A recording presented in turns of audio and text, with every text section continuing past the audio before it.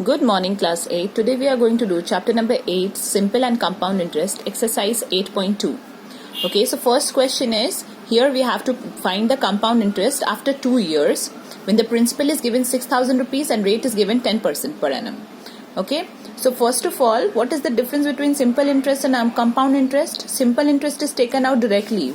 Instead of time, we take 2 years directly. But in compound interest, we take it 1 year, then we found after 1 year. Okay, so we have to find one after another.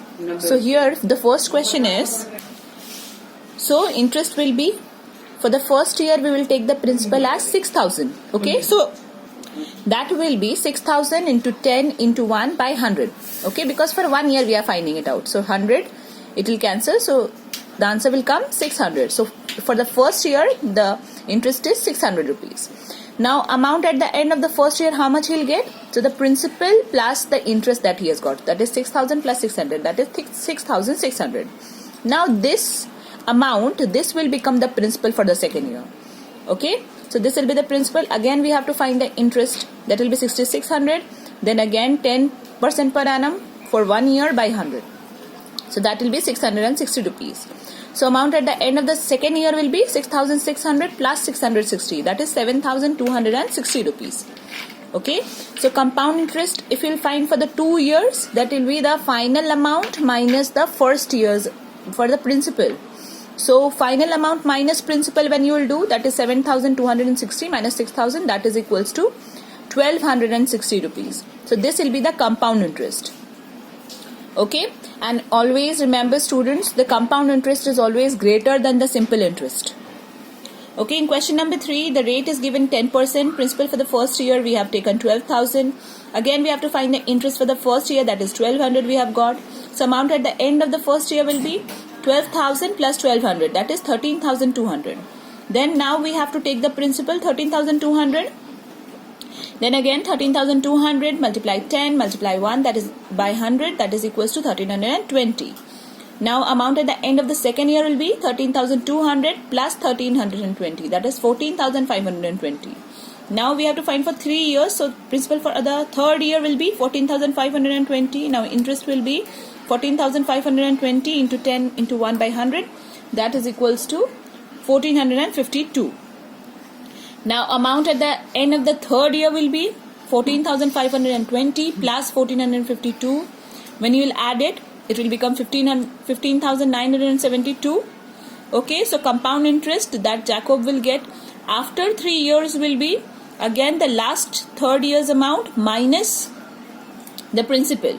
So that will be 15,972 minus 12,000, that is equals to rupees 3,972. This will be your answer. Okay, let's move on to the next question. Question number 4. Here rate is given 4%, principal is given 46,875 rupees. Now we have to find interest for the first year. So interest for the first year will be 46,875 into 4 into 1 by 100, that is equals to, when you will cut it off, you get 1,875 rupees. Okay, now principal for the second year will be, we just added both. Okay, so it will be 48,750 rupees. So this will be the amount for the first year at the end of the first year, and this will be the principal for the second year. So now again we'll find the interest for the second year, that will be 48,750 multiply 4 into 1 by 100. Okay, that will be 1,950 rupees. Now amount standing to its credit at the end of the second year means what will be the amount at the end of the second year. So just add this amount to this principal, so it will be 50,700. Now again this will become the principal for the third year. So again solve it out. Interest for the third year will be 50,700 multiply 4 multiply 1 by 100, that is equals to 2,028. We don't need to find the amount, don't need to find the compound interest. Just we have to solve till it is asked in the question. Okay, in question number 7, here we have to find the compound interest also and then simple interest also, and then we have to see. Okay, then we have to find the difference between them. Okay, So now let us find the compound interest first. So principal is 20,000 rupees, rate is 8%. So interest for the first year will be 20,000 into 8 into 1 by 100. That is equals to 1600 rupees. Now amount at the end of the first year will be 20,000 plus 1600. That is equals to 21,600. Now principal will become 21,600. Now again we'll solve it out. So it will become 21,600 into 8 into 1 by 100. That is equals to 1728. Now amount at the end of the second year will be 21,600 plus 1728, that is 23,328. Now what will be the compound interest? That will be the final price minus the principal. That is equals to 23,328 minus 20,000, that is equals to 3,328. This is the compound interest. Now we need to find the simple interest. Simple interest is just, we have to do it directly. Principal, rate and time is given. Now simple interest will be P into R into T by 100. That is equals to, after solving it out, we have got 216, that is 3,200.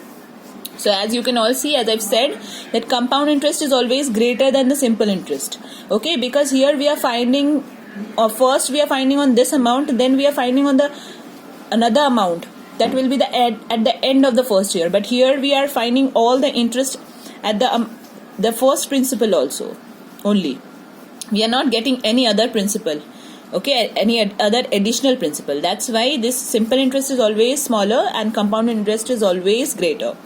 Now difference between both of them, so just subtract both. 3,328 minus 3,200, that is equals to rupees 128. Okay class, that's all for today. Thank you and have a nice day.